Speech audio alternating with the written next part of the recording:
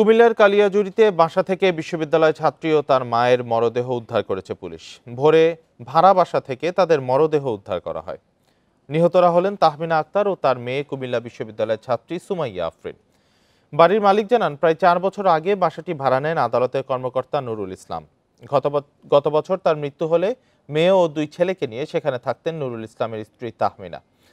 রোববার রাতে কাজের সুবাদে ঢাকা থেকে ফেরেন 2 ছেলে।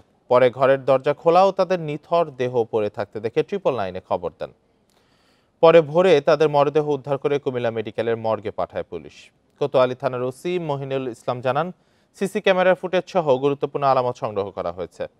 এটি হত্যাকাণ্ড বলে প্রাথমিকভাবে ধারণা করা হচ্ছে বলে জানান তিনি।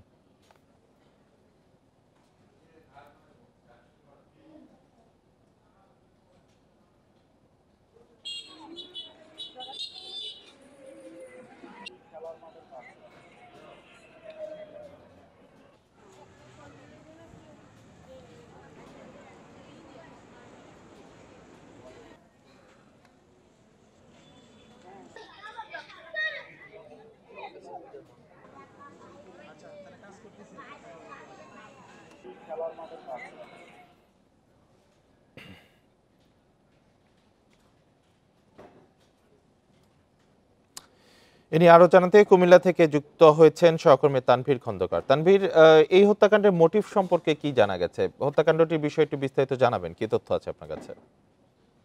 আমরা এই মাত্রই কথা বলেছিলাম কোতোয়ালী থানার ভারপ্রাপ্ত কর্মকর্তা মাহিনুল ইসলামের সাথে। তিনি যেটি জানিয়েছেন যে গতকাল মধ্যরাতে কালিয়াজুড়ি এলাকার নেলি কটেজ নামক বাসার দোতলা থেকে যে মা ও মেয়ের মরদেহ উদ্ধার করা হয়েছে, সেগুলোকে এই মুহূর্তে আসলে কুমিল্লা মেডিকেল কলেজ হাসপাতালের মর্গে পাঠানো হয়েছে ময়না তদন্তের জন্য। তবে প্রাথমিকভাবে মরদেহ উদ্ধার করতে গিয়ে এবং সুরতহাল করতে গিয়ে তারা যেই মোটিভগুলো পেয়েছেন, তারা বলছেন যে মা ও মেয়ের গায়ে কিছু কিছু আঁচড়ের চিহ্ন আছে, কোথাও কোথাও রক্তের ছোপ ছোপ চিহ্ন রয়েছে। এছাড়া মা এবং মেয়ের মরদেহ দুটি আলাদা দুটি কক্ষ থেকে আসলে উদ্ধার করা হয়েছে।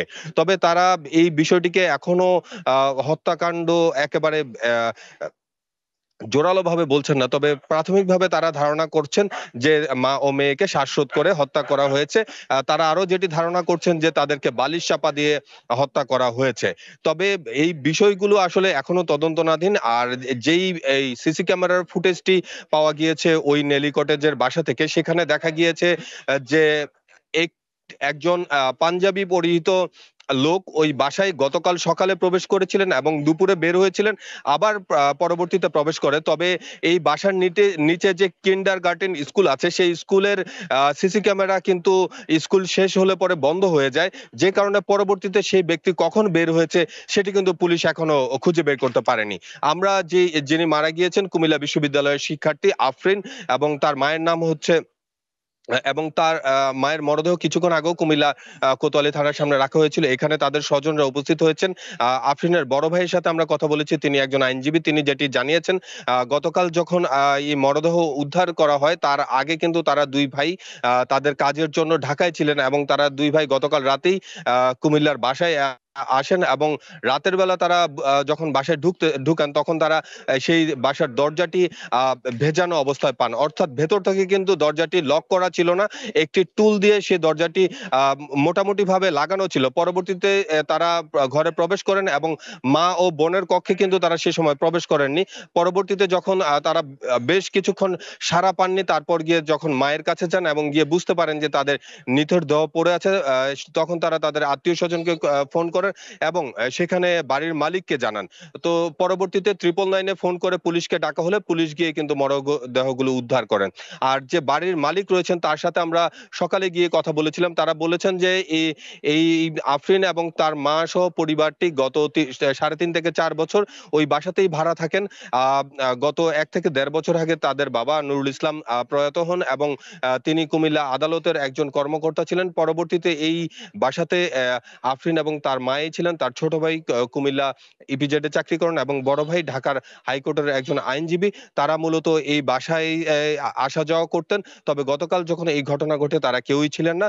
তবে পুলিশ যেটি ধারণা করছে গতকাল দুপুরে এই মৃত্যুর ঘটনাটি ঘটে থাকতে পারে কিংবা হত্যাকাণ্ডের ঘটনা, যেটি এখনো নিশ্চিত নয়। তবে তারা বলছে যে তদন্ত চলছে এবং তারা তদন্ত কাজ শেষেই খুব দ্রুত সময়ের মধ্যে এই ঘটনার পেছনে কি জড়িত সেটি আমাদেরকে জানাতে পারবে। তো এই ছিল মূলত আমার কাছে কুমিল্লা থেকে কুমিল্লা বিশ্ববিদ্যালয়ের শিক্ষার্থী ও তার মায়ের মরদেহ উদ্ধারের সর্বশেষ তথ্য।